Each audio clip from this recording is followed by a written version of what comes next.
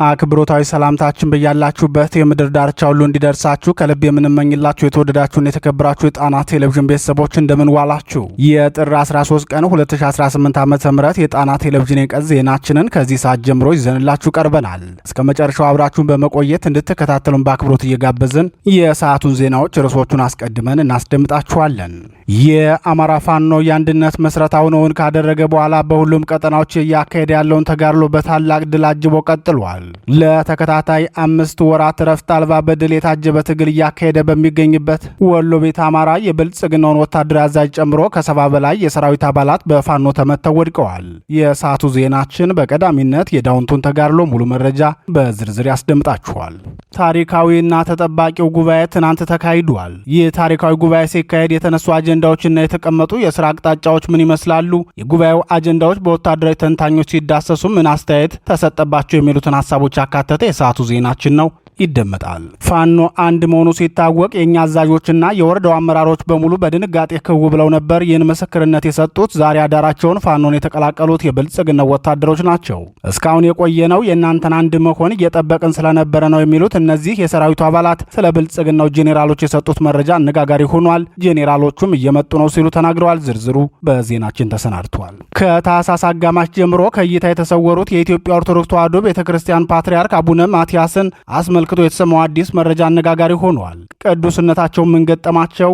ለዚህ ህመም የዳረጋቸውና በዊልቸር እንዲንቀሳቀሱ ያስገደዳቸውስ ምንድነው? መረጃው ለምን ለምዕመኑ ተደብቆ ቆየ? ዜናችን በዝርዝር የዳሰሰው መረጃ ነው። በብልጽግናው ሊቀመንበር ስሁት የውጭ ጉዳይ ፖሊሲና በተባበሩት አረብ ኤሚሬቶች የተስፋፊነት አባዜ ምክንያት ስጋት ያደረባት ሶማሊያ ዓለምን እየዞረች ኃይል እያሰባሰበች ነው። የኔልሰን ማንዴላ ሀገር ከኢትዮጵያ ይልቅ ሶማሊያን መርጣ ሞቃዲሾ ገብታለች። ከሳምንት በፊት የብሪክስ አባል አገሯ ቻይና ውጭ ጉዳይ ሚኒስትሯ ያንግዩ የሶማሊያ ጸጥታ አሳሳቢ ሆኖብኛል ብለው በረራ መሰረዛቸው ይታወሳል። ዛሬ ደግሞ ሌላኛዋ የብሪክስ አባል ሀገርና የአፍሪካ ባለግዙፍ ኢኮኖሚዋ ደቡብ አፍሪካ ፕሬዚዳንቷ ራማፎዛ በቀጭኑ ሽቦ በኩል በሞቃዲሾ ቪላ ሶማሊያ ገብተዋል። ዝርዝሩን በሰዓቱ እናደርስላችኋለን። እነዚህንና ሌሎች ለሰዓቱ የተመረጡ መረጃዎችን አካተን ያሰናዳነው ዜናችን በዝርዝር የሚደመጥበት ሰዓት ደርሷል። በቀጥታ ወደ ዝርዝር ዘገባው እናልፋለን።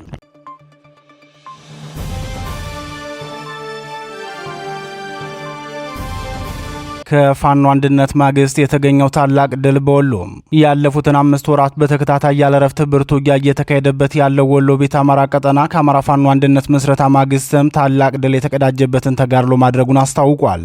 የአጼ ምኒልክ ዕዝ የደጋው መብረቅ ኮር ጽናት ክፍለ ጦር በሰሜን ወሎ ዞን ደላንታ ወረዳ ከብልጽግናው ሰራዊት ጋር ባደረገው ታላቅ ተጋድሎ በርካታ የብልጽግናው ሰራዊት ሙትና ቆስለኛ ማድረጉን የኮር ሚዲያና ኮሚኒኬሽን ክፍል አስታውቋል።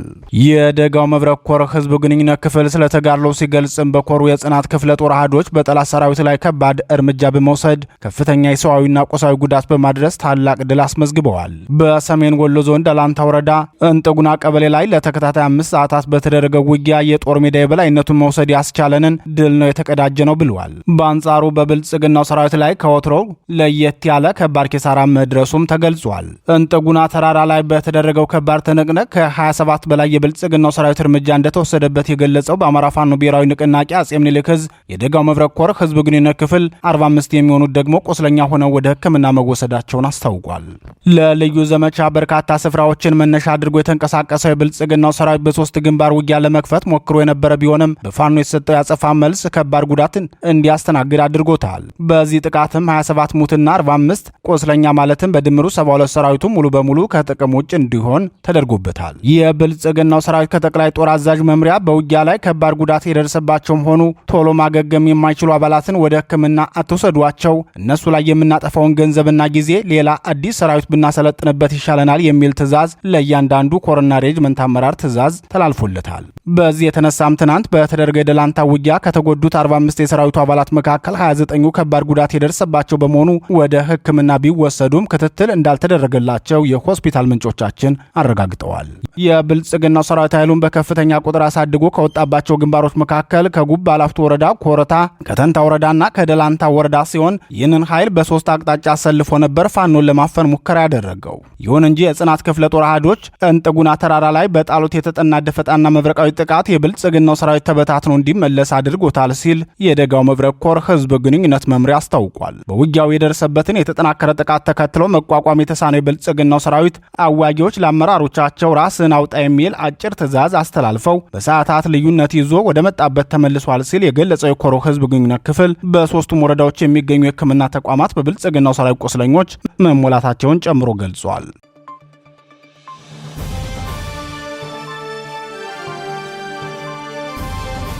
ተጠባቂው ጉባኤ ተካሄደ። የአማራ ፋኖ ብሔራዊ ንቅናቄ ጥር 9 ቀን 2018 ዓ.ም የአንድነት መስረታውን ካካሄደ በኋላ ታሪካዊ የተባለውን የመጀመሪያ የፖሊት ቢሮ አባላት ስብሰባውን አካሄደ። በአማራ ፋኖ ትግል የመጀመሪያና ታሪካዊ የሆነው የትናንቱ የፖሊት ቢሮ ስብሰባ ለተሰሩ ጥፋቶችና ለተፈጸሙ ውድመቶች በእርስ በርስ ይቅርታ የተጀመረ ነበር ሲል የድርጅቱ ህዝብ ግንኙነት መምሪያ አስታውቋል።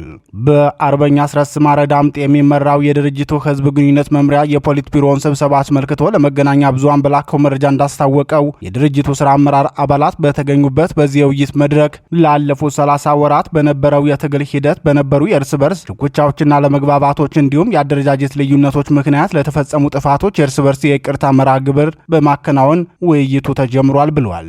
በዚህ መልኩ የተጀመረው ታሪካዊ የፖሊት ቢሮ የመጀመሪያ ስብሰባ በፍጹም መተማመንና ጓዳዊነት የተካሄደ ነበር ሲል የገለጸው የአማራ ፋኖ ብሔራዊ ንቅናቄ ህዝብ ግንኙነት መምሪያ በውይይቱም የድርጅቱ ቀሪ አመራር መዋቅር ስለሚዋቀሩበት ሁኔታ፣ የወለጋ ክፍለ ሀገር ፋኖ እዝ ያቀረበውን የአደረጃጀት ጥያቄ፣ የቀጠናና የእዝ ስያሜዎችን በተመለከተ የሰራዊትና የነባር እዞችን ውህደት እንዲሁም የወታደራዊና ፖለቲካዊ ፍኖተ ካርታ ዝግጅትን በተመለከተ ሰፊ ውይይት አድርጎ የሥራ መመሪያዎችን ሰጥቷል ሲል ተናግሯል። የአማራ ፋኖ ብሔራዊ ንቅናቄውን ከመሆኑ በፊት በሁለት ድርጅት ስር የሚንቀሳቀሱ 7 እዞች የነበሩ ሲሆን አንዳንድ የእዝና የድርጅት መሪዎች ወደ ስርዓቱ መግባታቸው የሚታወቅ ነው። ከአንድ ዓመት በላይ በዘለቀው የእርስ በርስ መጓተትና መታኮስም እጅግ ከፍተኛ ዋጋ የተከፈለበት ጊዜ እንደነበር አይዘነጋም። ከምንም በላይ ደግሞ የህልውና ትግሉ ባለቤት የሆነውን የአማራን ህዝብ በዘራፊዎችና አጋች ወንበዴዎች እንዲሰቃይ ያደረገ ክስተት መፈጠሩ የአማራን ህዝብ ያሳዘነበት ጊዜ አይዘነጋም። የአፋብን ፖሊት ቢሮ ታሪካዊ ስብሰባ ትናንት ሲካሄድ በዋናነት የተወያየባቸው አጀንዳዎች የሰራዊትና የነባር እዞችን ፍኖተ ካርታ ማዘጋጀት፣ የቀጠናና የእዝ ስያሜዎችን ማስተካከል የሚሉት ለቀጣይ የፋኖ ትግል መሰረታዊ ምዕራፎች ናቸው። ቀደም ሲል በአንድ ጠቅላይ ግዛት ወይም በአንድ ቀጠና አንድ አደረጃጀት ብቻ በሚል ስሁት መንገድ የተፈጠረውን የትግል ውድቀት ለማረምም ሆነ ቀጣይ የተቀናጀ ዘመቻን ለማካሄድ የአማራ ፋኖ ብሔራዊ ንቅናቄ ፖሊት ቢሮ በታሪካዊ ስብሰባው ያደረገው ውይይት ለፋኖ ትግል መጥራትም ሆነ ለአማራ ህዝብ የህልውና ስጋት መቀረፍ ወሳኝነቱ ከፍተኛ እንደሚሆን ወታደራዊ ተንታኞች ለጣና ቴሌቪዥን ተናግረዋል።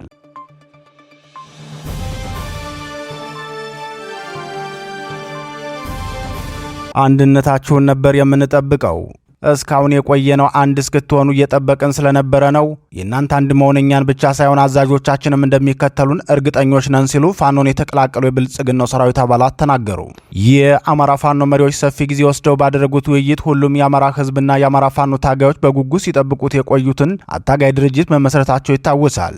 የፋኖ አንድ መሆን ደግሞ ለአማራ ህዝብና ለታጋዩ ብቻ ሳይሆን ለአገር ወዳድ ኢትዮጵያውያንና በመላው ዓለም ለሚገኙ የአማራ ማህበራትም ደስታን የፈጠረው ሆኗል። ሆኖም ይህ የፋኖ አንድነት ደስታን የፈጠረው ለተጠቀሱት አካላት ብቻ ሳይሆን በስርዓቱ ነውረኝነት፣ ዘረኝነትና የጦር ወንጀለኝነት የተበሳጨውን የብልጽግናውን ሰራዊትም ያስደስተው ሆኗል። ትናንት የአማራ ፋኖ ብሔራዊ ንቅናቄ አጼ ቴዎድሮስ ዕዝን የተቀላቀሉት የብልጽግናው ሰራዊት አባላት በሰጡት ቃለ ምልልስ አብዛኛው ሰራዊት በስርዓቱ ተስፋ የቆረጠ ነው፣ አዛዦቹም ቢሆኑ አንድም ጥቅመኛ ናቸው፣ ወዲህ ደግሞ የአንድ ግለሰብና የአንድ ብሔርን የበላይነት ለማስጠበቅ የሚፈልጉ ናቸው። በዚህ የተነሳም ሰራዊቱ ተሰላጅቷል። ችግር የሆነበት በወጣስ ምን ሆናለሁ የሚል መጠጊያ ዋስትና ማጣቱ እንጂ ቀስ በቀስ ሙሉ በሙሉ እየፈረሰ ወደ ፋኖ ሲቀላቀል ወይም ትጥቁን እየሸጠ ሲጠፋ ታዩታላችሁ ብለዋል። ይህ ጽንፈኛ ተገናኝቶ ሳይመከር ቶሎ ተው የሚል የብልጽግና ወታደራዊ አዛዦች መመሪያ እንደነበር የገለጹት የሰራዊቱ አባላት መንግስት በዚህ ጦርነት ወታደራዊ ትርፍ የሚያገኘው በፋኖ አንድ አለመሆን እርስ በርስ እየተጓተተና እየተታኮሰ ሲቀጥል እንጂ በራሱ በመንግስት ወታደራዊ የውጊያ ዕቅድ በሚያወጣው ዘመቻ ሳይሆን በፋኖ የእርስ በርስ መጓተትና መገዳደል ነው። ፋኖ አንድ ሲሆንና ያለፈውን ስህተቱን አርሞ የተቀናጀ ወጥ አመራር ከፈጠረ ግን የመንግስት የማሸነፍ እድሉ አነስተኛ ነው ሲሉ ተናግረዋል። የፋኖን አንድ መሆን ተከትሎ ዛሬ ሌሊት ፋኖን የተቀላቀሉት የብልጽግናው ሰራዊት ሰራዊት አባላት የ6ኛ እዝ 25ኛ ክፍለ ጦር አባልና የኦፕሬተር ምድብተኛውን ጨምሮ መስመራዊ መኮንኖች ናቸው። ሙሉ ትጥቃቸውን እንደያዙ የአማራ ፋኖ ብሔራዊ ንቅናቄ አጼ ቴዎድሮስ እዝ 201ኛ ኮር 74ኛ ክፍለ ጦርን የተቀላቀሉት የብልጽግናው ሰራዊት አባላት የብልጽግናው ሰራዊት በአማራ ህዝብ ላይ የከፈተውን የዘር ማጥፋት ጦርነትና የሚፈጽመውን የጦር ወንጀል አውግዘዋል። በቀጣይም በርካታ የሰራዊቱ አባላት ወደ ፋኖ እንደሚቀላቀሉ የገለጹት የሰራዊቱ አባላት ወታደራዊ አዛዦች ሳይቀሩ ይመጣሉ ብለዋል። የፋኖ አንድነት ጥር 9 ቀን 2018 ዓ.ም ይፋ መሆኑ ሲሰማ በእኛ አዛዦች ዘንድ ከባድ ድንጋጤን ነበር የፈጠረው። የድንጋጤያቸውን ደረጃ የሚያሳየው ደግሞ አስቀድመው ያስገቧቸውን የፋኖ አባላት አዲስ የገቡ አስመስለው በዜና ያሰራጩበት መንገድ ነው። ካድሬዎቹን በተደጋጋሚ ስለምናገኛቸውና በቅንጅት ስለምንሰራ ከአንደበታቸው ሰምተን ያረጋግጥነው ከዚህ በኋላ ተስፋ የለንም የሚል የተስፋ መቁረጥ ስሜት ነው ያየንባቸው ሲሉ የፋኖ አንድነት እነሱ በነበሩበት የብልጽግና ሰራዊት ካምፕና በአካባቢው በሚገኘው የባዲን ካድሬ ላይ የፈጠረውን ድንጋጤ ተናግረዋል። ይህ በእንዲህ እንዳለ በዚሁ ምስራቅ ጎጃም ዞን የባዲን ሚሊሻ ቡድን መሪዎች ሙሉ ትጥቃቸውን እንደያዙ 201ኛ ኮር 64ኛ ክፍለ ጦርን የተቀላቀሉት በዚሁ ከፋኖ አንድነት ማግስት ነው።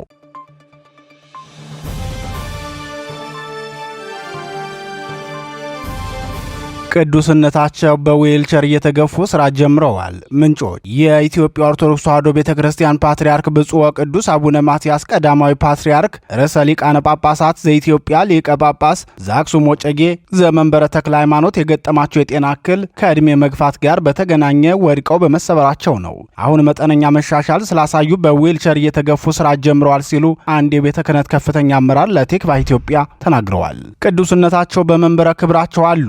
የዕድሜን መግፋት ተከትሎ የመጣ መጠነኛ ህመም ገጥሟቸው ነው። የተወሰነ አሁን ለውጥ አላቸው። በቅርቡ የመውደቅ አደጋ ገጥሟቸው በሕክምና ሲረዱ ቆይተዋል። የመሻል ሁኔታ በማሳየት በዊልቸር እየተደገፉ የተወሰኑ ጊዜያት ራሳቸው መሰብሰብ ችለዋል።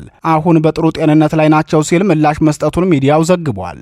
ሚዲያው በጉዳዩ ዙሪያ ከቤተ ክርስቲያን የሰጠውን ምላሽ አካቶ እንዳሰራጨው በበዓላት ወቅት በአካል ብቅ በማለት ቃለ መዳንና ቡራኬ የሚሰጡት ለዓለም ጭምር የሚጸልዩት ብፁዕ ወቅዱስ አቡነ ማትያስ ቀዳማዊ ፓትርያርክ ርዕሰ ሊቃነ ጳጳሳት ዘኢትዮጵያ ሊቀ ጳጳስ ዘአክሱም ወዕጨጌ ዘመንበረ ተክለ ሃይማኖት በዘንድሮ በዓለ ጥምቀት አልተገኙም።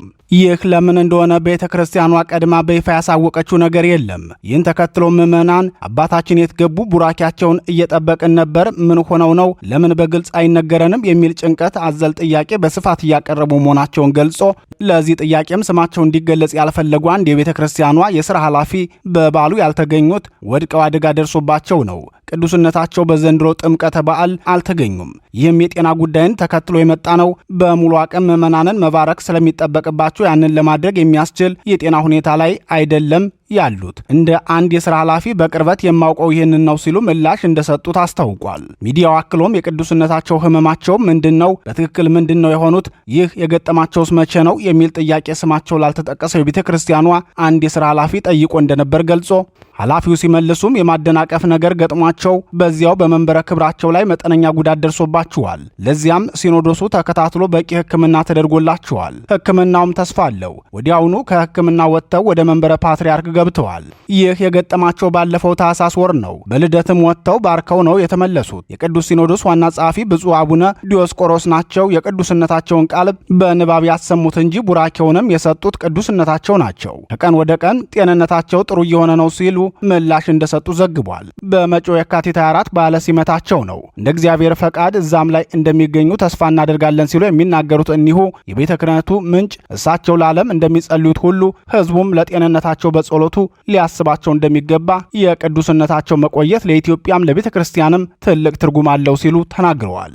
ቅዱስነታቸው በዘንድሮ የጥምቀት በዓል ያልተገኙት የፕትርክና ለውጥ ስላለ ነው በሚል ለተሰራጨው መረጃ እኒሁ የቤተ ክህነቱ ምንጭ ምላሽ ሲሰጡም ይህ ፈጽሞ ውሸት ነው። ቅዱስነታቸው በመንበረ ክብራቸው ነው ያሉት። ዛሬም ድረስ 6ኛው የኢትዮጵያ ኦርቶዶክስ ተዋሕዶ ቤተ ክርስቲያን ፓትርያርክ ብፁዕ ወቅዱስ አቡነ ማትያስ ናቸው። ቋሚ ሲኖዶስ ሙሉ ስራውን እያከናወነ ነው። የሲኖዶሱ ዋና ጸሐፊ ብፁዕ አቡነ ዲዮስቆሮስ በተሟላ በኋላ ቋሚ ሲኖዶሱን እየሰበሰቡ ከቅዱስነታቸው መመሪያ እየተቀበሉ ቀን በቀን እያገኟቸው ነው። ከቅዱስነታቸው መመሪያ እየተቀበሉ ቀን በቀን እያገኟቸው ከጠቅላይ ስራ አስኪያጁና ከቋሚ ሲኖዶሱ አባላት ጋር ቤተክርስቲያኒቷን እየመሩ ነው ያሉት። ይሄ ነው እውነታው። ቅዱስነታቸው በመንበረ ክብራቸው አሉ።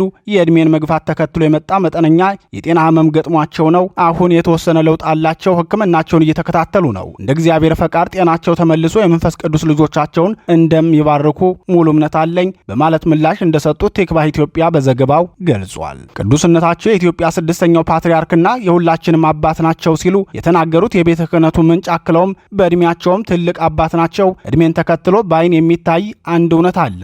ሰው ይወለዳል፣ ያድጋል፣ ያገለግላል፣ እርጅናም ይመጣል። ቅዱስነታቸው ብዙውን ጊዜያቸውን በጸሎት ነው የሚኖሩት። ፍጹም መናኝ አባት ናቸው።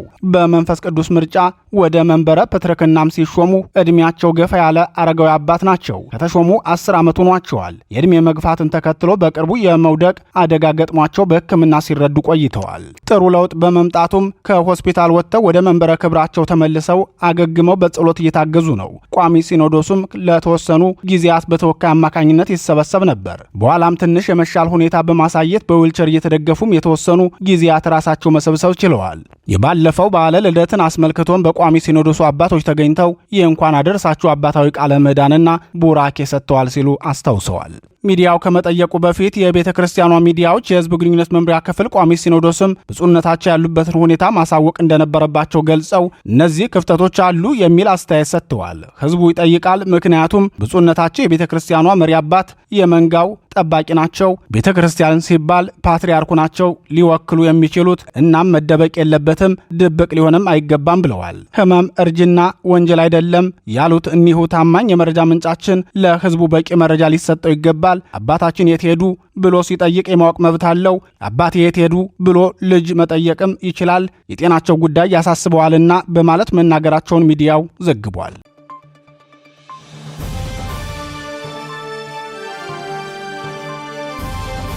ሶማሊያ ተጨማሪ ወዳጅ አጋር አገኘች። የእስራኤል ለሶማሌላንድ የአገርነት እውቅና መስጠት የተባበሩት አረብ ኤሚሬቶች የወራና የተስፋፊነት ጉዞና የብልጽግናው ስርዓት የአፍሪካ ቀንድ የስጋት ምንጭ ሆኖ መቀጠል ሶማሊያን ለከፍተኛ ስጋት ዳርጓታል። ይህን ተከትሎም የአሰላለፍ ለውጥ ከማድረግ እስከ ወታደራዊ ዝግጅት እንድትገባ አድርጓታል። ከቀናት በፊት የተባበሩት አረብ ኤሚሬቶችን ወዳጅነት በቃይ ብላ ኳታርን ወደ ቤቷ የጋበዘችው ሶማሊያ ዛሬ ደግሞ ከአፍሪካ ባለግዙፉ ኢኮኖሚዋና የብሪክስ ከፍተኛ ድምፅ ባለቤቷ ደቡብ አፍሪካን ከጎኗ እንድትሰለፍ አድርጋለች። ከእስራኤል እንግሊዝና ከትራምፕ አስተዳደር ጋር ሆድና ጀርባ የሆኑት የደቡብ አፍሪካው ፕሬዝዳንት ሲሪል ራማፎዛ ለሶማሊያው ሐሰን ሼክ መሐመድ መንግስት አጋርነታቸውን አሳይተዋል።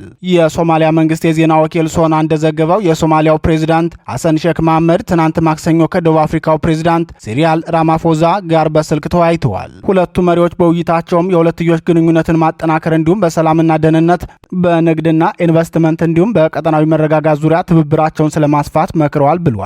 ውይይቱ ዋና ዋና ቀጠናዊና አህጉራዊ ጉዳዮችን የዳሰሰ መሆኑን የዘገበው ሶና ሁለቱ መሪዎች ለአፍሪካዊ አንድነትና ለጋራ ብልጽግና ያላቸውን ቁርጠኝነት በድጋሚ ማረጋገጣቸውን ጨምሮ ገልጿል። በቅርቡ ሶማሊያ ከተባበሩት አረብ ኤሚሬቶች ጋር የነበራትን ሁሉንም የጸጥታና የመከላከያ ስምምነቶችን በይፋ ካቋረጠች ከጥቂት ቀናት በኋላ ከኳታር ጋር የመከላከያ ትብብር ስምምነት መፈራረሟ ይታወሳል።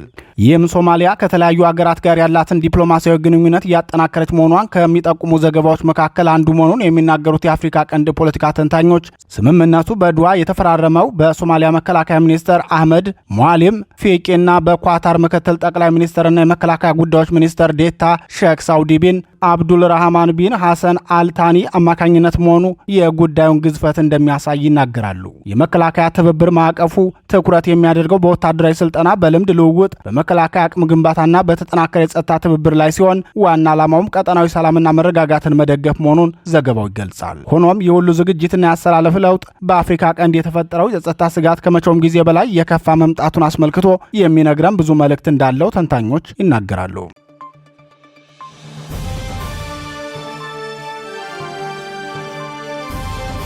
ክቡራትና ክቡራን የጣና ቴሌቪዥን አድማጭ ተመልካቾቻችን የቀን ዜናችን የተከታተላችሁትን ይመስል ነበር። በምሽቱ የጣና ዜና ወጃችን እስከምንገናኝ በዚሁ ተሰናበትን። ጤና ይስጥልን።